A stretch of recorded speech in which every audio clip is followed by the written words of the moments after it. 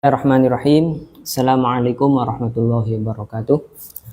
Alhamdulillahirabbil alamin wassalatu wassalamu ala asyrafil anbiya'i wal mursalin sayyidina nabiyina Muhammadin wa ala alihi wa ashabihi wa man tabi'ahum bi ihsanin ila yaumiddin amma ba'du. Alhamdulillah,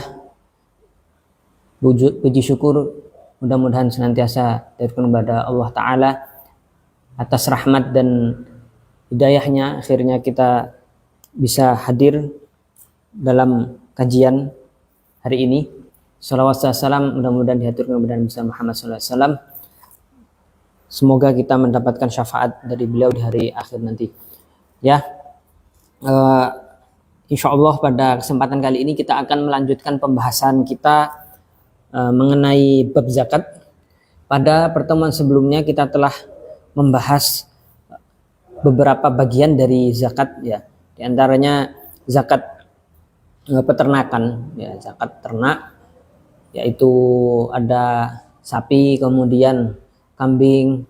Kemudian kita juga membahas zakat perdagangan dan juga anak dani. Anak dani ini sebenarnya kan perak dan emas, ya. Jadi dinar dan dirham, ya. Cuman saya maknai secara secara ringkasnya sebagai mata uang. Ya, kemudian tijaroh itu adalah perdagangan, kemarin juga sudah kita bahas. Nah, hari ini akan kita lanjutkan lagi beberapa bab dari zakat ini yang belum kita bahas sebelumnya, yaitu ada ar-rikaz wal ma'din dan mu'asyarat, yaitu pertanian. Ya, ar-rikaz, apa itu rikaz? Rikaz itu adalah harta yang ditemukan oleh seseorang yang mana itu adalah harta yang dimiliki oleh orang-orang sebelum datangnya Islam. Jadi masa jahiliyah, sebelum masuknya Islam ke suatu daerah. Itu namanya ar-rikaz. Nah, sehingga apa? Sehingga kepemilikannya itu tidak bisa ditelusuri punya siapa itu, ya. Nah, rikaz ini ya dia harus dikeluarkan zakatnya, kapan? Ketika barang tersebut ditemukan. Jadi tidak harus menunggu 1 tahun, tapi ketika saat itu ditemukan maka wajib dikeluarkan zakatnya. Jumlahnya sama seperti zakat mata uang kemarin, ya. Itu sama. Kemudian al-ma'din. Al-ma'din juga, apa itu al-ma'din? Al-ma'din itu barang tambang. Barang tambang seperti orang yang menambang kayak di Indonesia itu ada perusahaan Antam, ya. Antam. Ya. Antam itu contohnya Antam. Tapi kalau Antam itu kan dia sudah bentuk perusahaan. Maka kalau perusahaan itu masuknya nanti ke zakat tijaroh. Perusahaan itu kan dia punya punya perhitungan tahunan, ya. Punya perhitungan tahunan. Kalau misalkan dia setiap mengambil kemudian dia harus mengeluarkan, pusing nanti hitungannya, ya kan? Nah, maka seperti perusahaan itu kalau dia barang tambang tapi kalau sudah berbentuk perusahaan itu lebih cocok apabila dimasukkannya ke perhitungannya dia masuk ke zakat perniagaan, ya, zakat perniagaan. Nah, sebab tentu seperti Antam itu kan dia memproduksi emas atau dia produksi emas kemudian perak dan sebagainya itu untuk dijual belikan. Nah, bahkan sekarang emas itu sudah menjadi komoditas, bukan sebagai seperti dulu sebagai mata uang. Nah, kemudian tadi ar-rikaz. Nah, rikaz ini dia hitungannya itu memang nisabnya sama seperti pada umumnya zakat itu, sama seperti emas dan perak, tapi nilai yang dikeluarkan itu adalah 20% dari jumlahnya. Sebab kenapa? Karena rikaz itu dia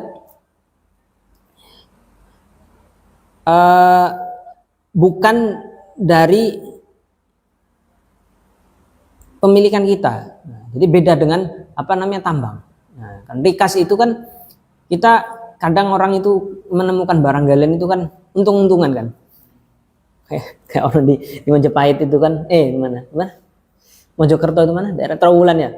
Orang itu nggak sengaja biasanya bangun rumah terus tiba-tiba nemu. Nah, maka apa namanya yang seperti itu apa namanya rikaz itu dikeluarkan zakatnya 20%. Jadi 20%. Nah, dikeluarkannya kapan? Ketika sudah ketemu itu. Ketika nemu langsung dikeluarkan bagiannya. Nah, berikutnya al-mu'asyarat. Nah, mu'asyarat itu adalah biji-bijian. Nah, biji-bijian di sini apa? Biji-bijian itu kacang-kacangan, kemudian gandum, kemudian beras, terus apa namanya? Padi. Nah, itu masuknya pertanian. Nah, dalam hadis disebutkan bahwa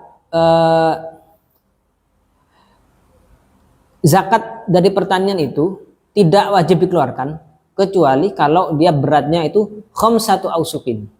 Nah, khamsatu ausuk. Nah, ini yang kemudian para ulama itu beda pendapat. Karena Rasulullah itu beliau ketika menjelaskan sesuatu itu hitungan berat. Nah, itu memakai ukuran yang ada di masa itu, di mana di Madinah atau di daerah Hijaz, di Mekah Madinah. Seperti kalau di apa namanya zakat itu kan ada istilah mud, kemudian sok, ya kan. Kemudian ini ada ausuk. Nah, ausuk. Nah, khamsatu ausuk itu kalau satu sak, nah satu saknya itu sama dengan 60 sok.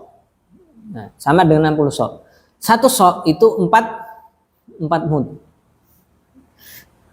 Nah, beratnya itu kalau dikonversikan ke kilogram, nah, itu yang kemudian menimbulkan perbedaan pendapat di kalangan ulama. Nah, karena mud itu ada mud versi Baghdad misalkan, terus ada mudnya yang versi apa Hijaz, yang Mekah, Madinah. Yang Baghdad itu biasanya madzhab Hanafi karena Imam Abu Hanifah kan hidupnya di sana. Nah, cuman yang disepakati oleh orang-orang Arab itu tadi bahwa satu sak itu 60 sok. 60 sok satu sok itu berapa tadi? Satu sok itu 4 mud. Satu sak itu 60 sok, satu soknya 4 mud. Nah, sekarang tinggal dikalikan aja. Ulama Indonesia itu ada yang mencoba mengira-ngira ya, apa namanya berat ini dikonversikan ke hitungan kilogram. Nah, itu ulama Jombang. Ya. Almarhum Kiai Maksum, Maksum Jombang itu beliau apa namanya mengira-ngira hitungan nisab dari apa namanya padi. Kalau Indonesia ini kan karena kita nih mayoritas padi. Nah, dengan hitungan 5 ausuk itu berapa? Kalau dikonversikan ke kilogram. Nah, beliau menyimpulkan bahwa kalau misalkan padi itu bentuknya gabah, ya, bentuknya gabah kering. Nah, itu beratnya sekitar 1,631 ton. 1,31 ton. Itu berapa kilo kira-kira? Kalau satu ton itu berapa kilogram? 1000 ya. Nah, 1000 kilo. Berarti ini tinggal di sini kan berarti ya 1631 kilogram ya jadinya ya. 1631 kilogram. Ini ya, berarti. Nah, itu adalah apa namanya gabah. Nah, ini gabah. Apa namanya gabah? Gabah kering. Gabah kering. Nah, nanti kalau misalkan dia sudah menjadi padi, ya kan itu kan gabah itu kan biasanya lebih berat ya pastinya ya. Nah, lebih berat dari beras.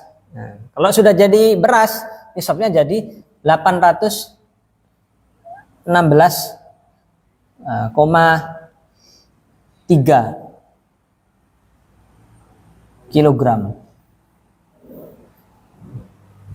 Nah, itu kalau udah jadi padi. Nah. Oh enggak, 8,15 ya, kilogram. Ini adalah nisabnya dari beras ya. Ini beras. Nah, sekarang bagaimana dengan hasil pertanian yang tidak disebutkan dalam hadis, kayak misalkan mangga, terus apa lagi? Di Indonesia banyak rambutan, durian dan sebagainya itu. Nah, apel. Nah, itu dimasukkan kemana? Nah, itu dimasukkannya nanti ke zakat perniagaan. Jadi semua yang tidak ada di zakat pertanian, peternakan itu masuk ke perniagaan. Kalau perniagaan itu nisabnya ikut emas kemarin 85 gram. Nah, tuh. Ya, kalau ini nisabnya itu tadi. Kemudian haulnya kapan? Haulnya itu tidak menunggu 1 tahun. Haulnya setiap panen. Ya, ketika panen, kalau hasil panennya sampai segini, nah, maka harus dikeluarkan zakatnya. Berapa yang dikeluarkan? Nah, yang dikeluarkan kalau misalkan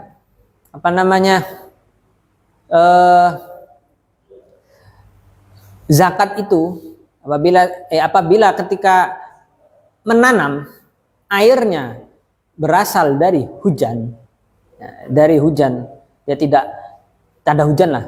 Jadi tidak pakai diesel, pengairannya itu dari hujan saja dari Allah Ta'ala, maka yang dikeluarkan adalah 10% dari hasil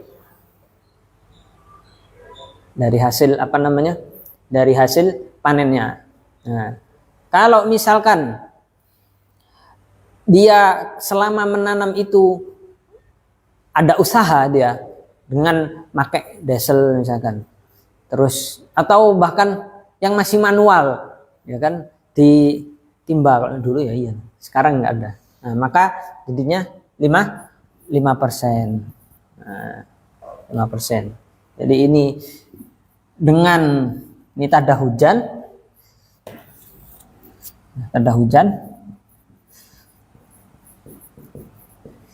Nah, yang ini usaha pengairan.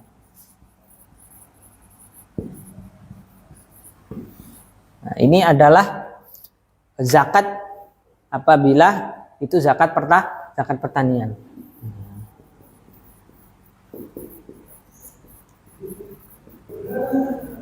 Zakat pertanian 10%, berarti kalau misalkan segini berarti jadi berapa zakatnya kira-kira? Jadi sekitar 10% dari itu berarti 163 kilo ya, 163 kilo gabah ya. Nah.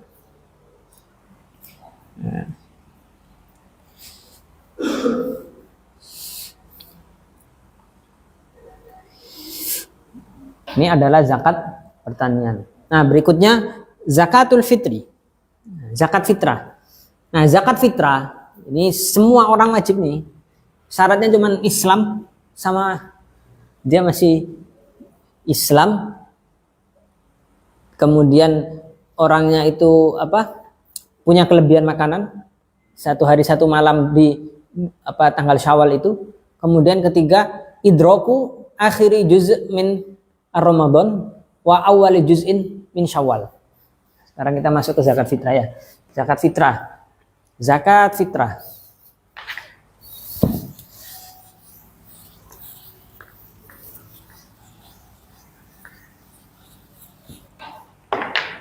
Zakat fitrah.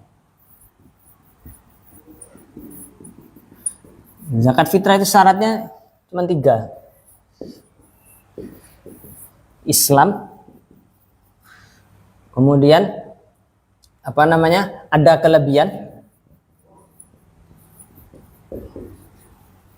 makanan.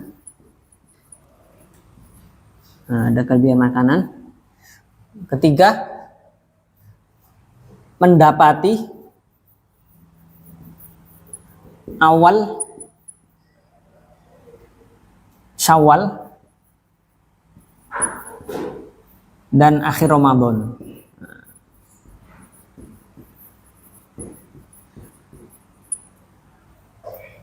Nah, kalau Islam jelas lah, ya sudah itu apa namanya, kita sudah tahu kalau orang non muslim pasti tidak wajib bayar zakat fitrah. Kedua, ada kelebihan makanan. Nah, ada kelebihan makanan itu apa? Kelebihan makanan, misalkan kita dalam sehari semalam itu di keluarga itu habisnya itu 2 kilo beras, misalkan 2 kilo beras. Terus kita cuman punya 3 kilo beras. Ya, pada malam akhir Ramadan, jadi di apa namanya, pas malam takbiran itu ada 3 kilo beras. Nah, kan sehari itu 2 kilo beras. Ya, ada kelebihan 1 kilogram. Nah, 1 kilogram itu meskipun itu tidak mencukupi untuk zakat fitrah, tetap wajib dibayarkan. Seadanya itu harus dikeluarkan. Makanya ada kelebihan makanan. Kemudian yang ketiga, mendapati awal Syawal dan akhir Ramadan. Artinya apa? Seorang itu misalkan tanggal 30 Ramadan menjelang maghrib, ada orang sakit, dia menjelang maghrib di tanggal 30. Nanti yang kalau maghrib itu dia berarti udah takbiran ya, udah takbiran. Pas sebelum maghrib dia masih hidup, azan maghrib dia masih hidup, terus 5 menit setelahnya dia meninggal. Nah, itu wajib bayar zakat meskipun sudah meninggal. Jadi dia mendapati akhir Ramadan dan awal Syawal. Begitu juga misalkan ada anak kecil. Kok ada anak lahir menjelang azan maghrib di tanggal 30 Ramadan. Jadi pas jam 5 dia lahiran. Atau bahkan 5 menit sebelumnya. Misalkan maghribnya itu jam 5:30. Kok dia jam 5 lebih 25 dia lahir. Di akhir Ramadan dia lahir, kemudian maghribnya kan dia kan apa namanya masih ada kan, udah ada, dia udah lahir. Nah, itu wajib bayar zakat meskipun umurnya masih nggak sampai 1 jam di dunia. Nah, itu masih wajib. Termasuk kalau misalkan ada anak kecil bayi dia lahir jam 5.25, terus apa namanya jam 6-nya meninggal misalkan, tetap karena dia itu dapat ini awal Syawal dan akhir Ramadan. Nah, itu ya. Jadi wajib bayar zakat fitrah.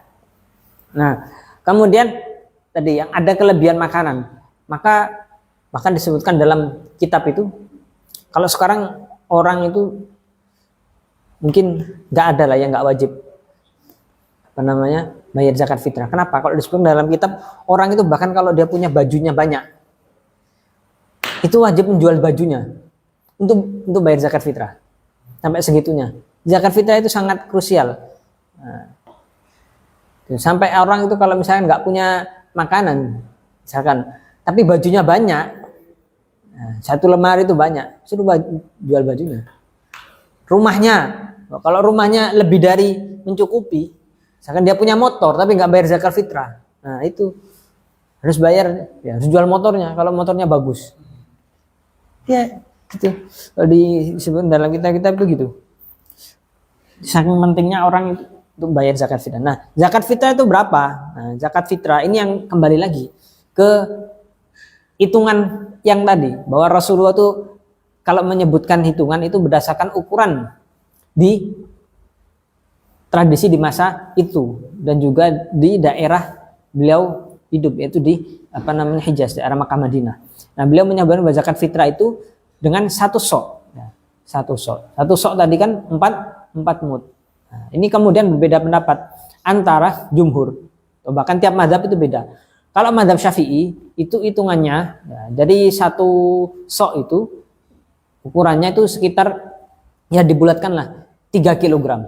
Memang ada yang mengatakan 2,6 kilogram, ada yang 2,7. Nah, tapi kan enaknya kan dilebihin. Anggaplah kelebihannya sebagai sedekah lah. Nah, jadi selamatnya itu udah keluarkan lah, hitungannya itu 3 kilogram lah. Nah, 3 kilogram. Itu mazhab Syafi'i. Kalau mazhab Abu Hanifah, nah, itu tinggi dia. Hitungannya satu soknya 3,8 kilogram. Nah, 3,8 kilogram.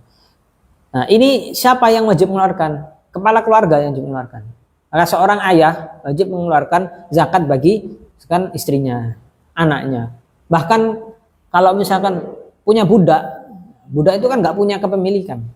Tapi dia tetap harus bayar zakat fitrah. Kan syaratnya cuma Islam kan, tidak ada syarat merdeka atau balik. Anak kecil itu bayar zakat fitrah. Terus budak juga wajib bayar zakat fitrah. Maka siapa yang membayarkan? Yang membayarkan adalah tuannya.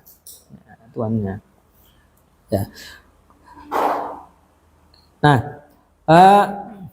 tadi zakat fitrah itu 3 kilogram mazhab Syafi'i ya. Kalau mazhab Abu Hanifah 3,8 kilogram. Nah, ini kemudian akan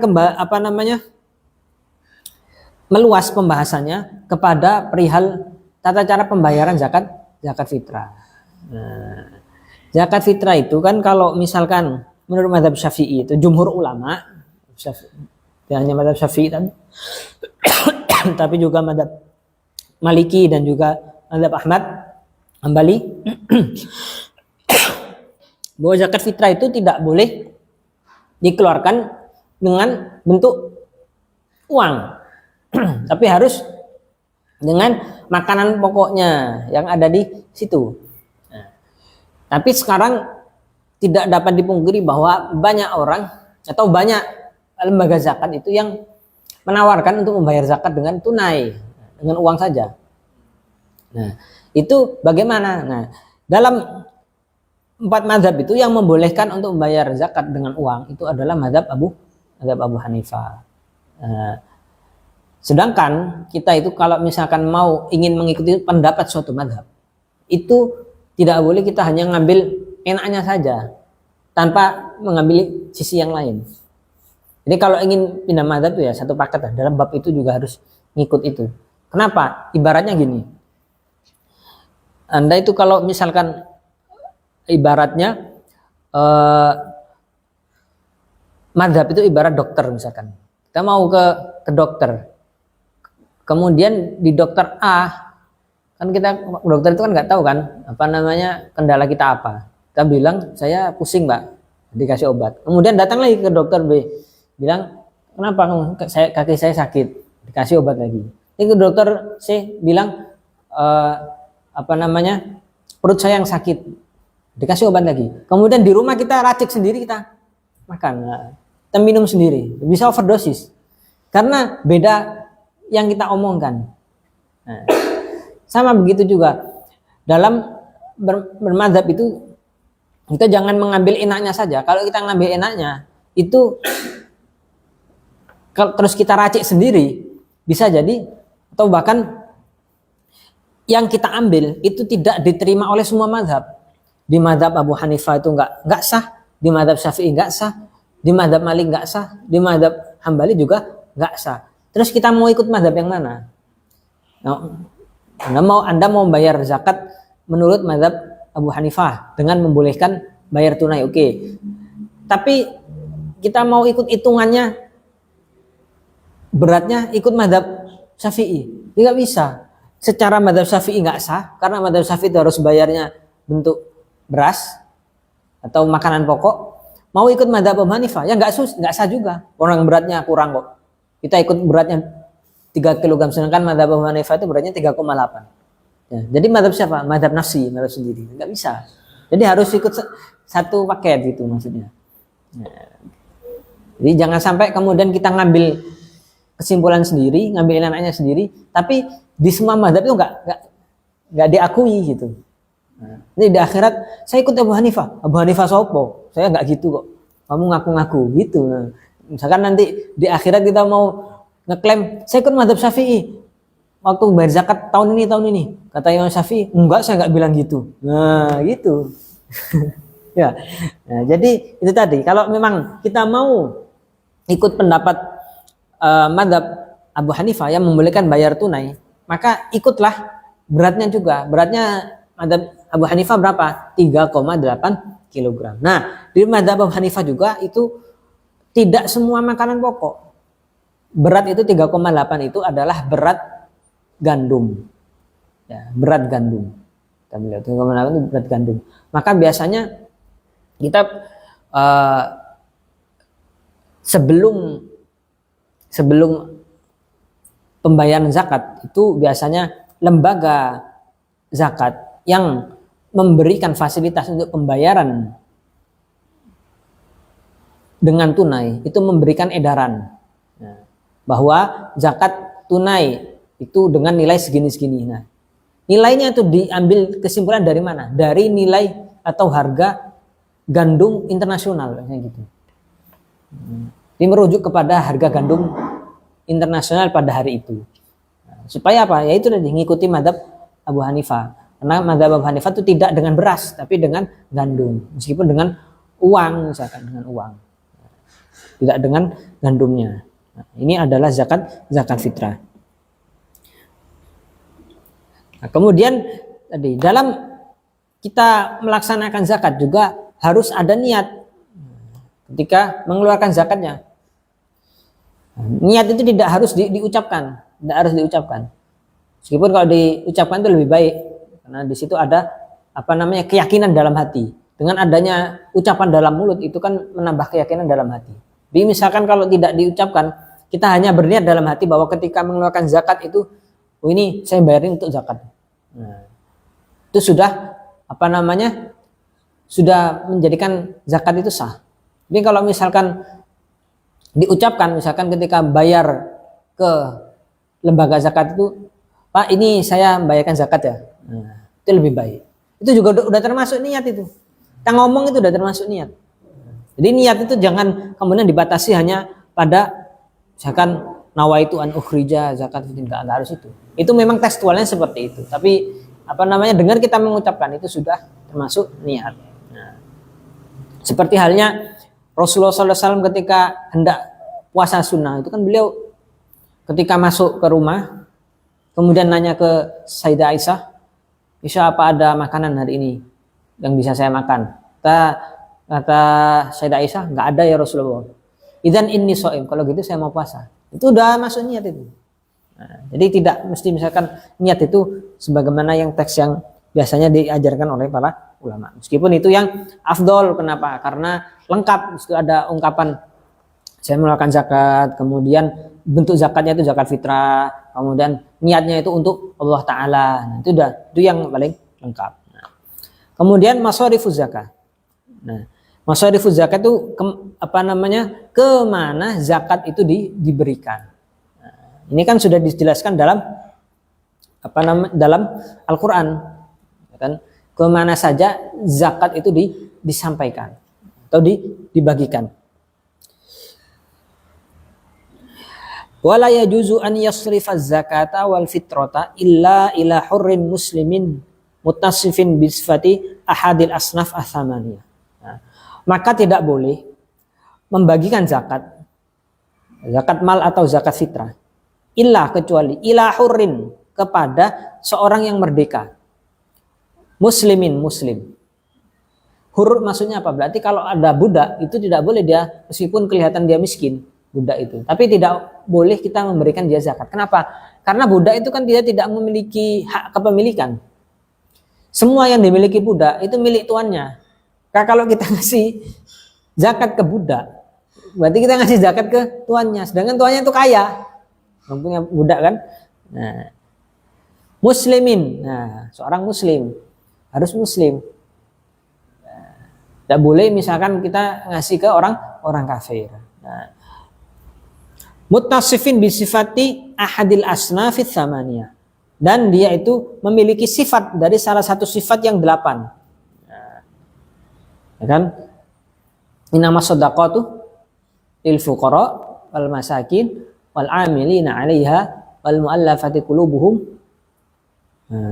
fi riqabi wal gharimina fi sabilillah wa bi sabil. Nah, Nama shadaqatu lil fuqara wal masakin wal amilina 'alaiha wal mu'allafati qulubuhum al gharimina fisabilillah wa bisabilillah. Itu ya. Ada 8 ya.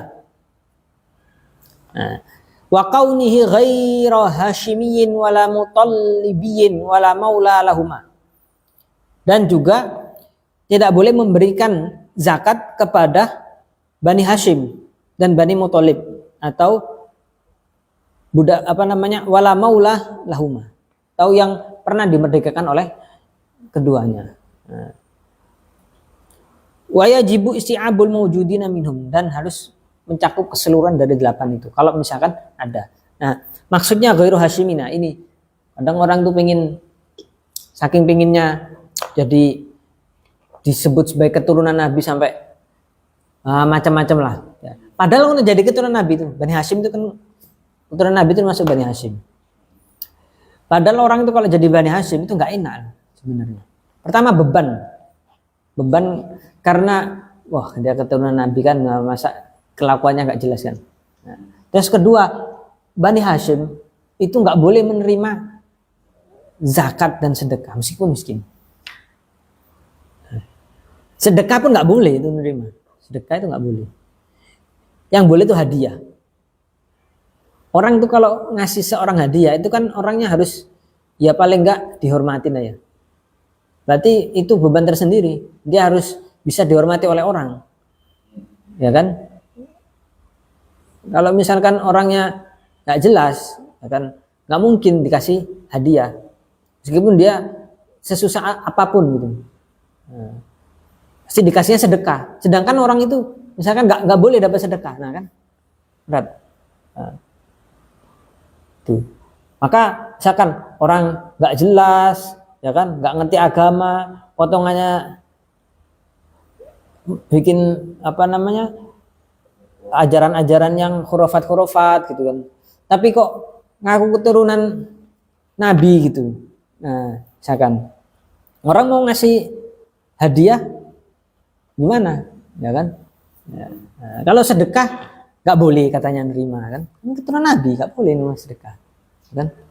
Nah, kalau misalkan hitungannya di zaman dulu kan, kalau ada perang, memang ada bagian sendiri itu. Ya, sekarang kan nggak ada perang. Nah, sekarang nggak ada perang, apa yang diuntungkan? Nggak enak jadi itu sebenarnya itu ya. Nggak bisa nerima sedekah ya. Nah. Wa yajibu isti'abul mawjudina minhum. Nah, harus mencakup semuanya. Maksudnya apa? Kalau misalkan di suatu tempat itu, di suatu wilayah, suatu daerah, itu setelah didata, itu ada 4 macam orang yang berhak menerima. Misalkan orang fakir, miskin, ghorim, kemudian ambil zakat. Nah, semua ini harus dapat. Nggak boleh, yaudah ini yang ghorim nggak usah dikasih lah, fakir miskin aja. Nah, itu kalau mazhab Syafi'i gitu. Jadi semuanya harus dibagi sesuai kebutuhannya masing-masing. Tidak merata ya, tapi sesuai kebutuhan masing-masing. Tidak harus sama. Jadi secara adil. Misalkan ghorim itu butuhnya berapa gitu ya, dikasih segitunya saja. Nah, cara perhitungannya gimana? Jadi kalau di mazhab Syafi'i itu hitungannya memang dikatakan agak ribet lah. Jadi semua yang berhak mendapat zakat itu didata dulu per bagiannya masing-masing. Maksudnya per dia jenisnya apa? Fakir, miskin, kemudian ghorim, kemudian sabilillah, kemudian nah itu sampai 8. Misalkan yang ada itu 5 misalkan. Dari 8 tuh yang ada cuma 5. Nah, kemudian jumlah zakat yang berhasil dikumpulkan amil itu berapa? Misalkan 100 juta. 100 juta itu dibagi 5 dulu. Di tiap bagian itu dapat 20. Ya kan? 20. Nah, setelah 20 ini kan tiap bagian ini dapat 20. Baru kemudian dibagi kebutuhan masing-masing per orang. Misalkan fulan A dari fakir, dia ini butuh uangnya untuk kebutuhannya itu 2 juta. Fulan B dari fakir butuhnya 5 juta. Tuh. Gitu sampai misalkan sisa. Di situ cuma ada sisa 5 juta. Nah, 5 juta ini di keep dulu, disimpan, diamankan. Baru kemudian misalkan yang miskin. Miskin ini orangnya lebih banyak dari fakir. Nah, ternyata setelah dibagi kurang. Nah, baru yang 5 juta tadi dimasukkan ke yang miskin. Jadi tidak merata, dan itu tidak boleh juga langsung gitu. Jadi harus dibagi tadi, itu pembagiannya itu dibagi 5 dulu yang seadanya, berdasarkan jenis yang ada dibagi 5, kemudian dibagikan per kebutuhan. Nah, kalau ada kelebihan baru boleh dimasukkan ke yang lain. Nah, dibagian ke jenis yang lain. Nah, dan zakat juga tidak boleh diekspor ke wilayah lain selama di wilayah itu masih ada yang membutuhkan. Ekspor itu maksudnya apa? Dipindahkan, disalurkan ke negara lain selama di negara itu masih butuh. Nah, kecuali kalau ada keputusan dari amir yang membolehkan atau yang ahli lah di bidangnya. Seperti kemarin ada fatwa MUI melihat keadaan di Gaza itu sangat parah, maka kemudian keluar fatwa MUI bahwa zakat kita boleh disalurkan ke sana. Jadi kalau misalkan tidak ada, sebenarnya nggak boleh. Maka itu ya harus dihabiskan di situ. Nah, beda halnya dengan kurban. Kalau kurban boleh, makanya ada program misalkan kurban di Palestina atau kurban di Mekah. Nah, kalau kita melihat dari sisi keafdolian, memang secara afdol di Mekah bagus, karena di sana pahalanya dilipat gandakan. Tapi secara dari sisi hajah, kebutuhan, sebenarnya kurban di Gaza itu lebih diutamakan. Karena mereka lebih butuh daging itu dibandingkan orang Saudi. Ya kan? Karena di sana dalam kondisi yang serba kekurangan dan sulit. Maksud tadi itu zakat juga MUI itu melihat bahwa kebutuhan zakat di Gaza itu lebih dibutuhkan. Nah, dibandingkan kalau dibagikan kepada kita yang ada di Indonesia. Nah, ini yang bisa kita sampaikan untuk pertemuan kali ini. Ada pertanyaan? Ada. Ya. Ya, syukron. Mohon maaf apabila ada salah kata. Bila taufik wal hidayah wa ridha wal inayah. Wassalamualaikum warahmatullahi wabarakatuh.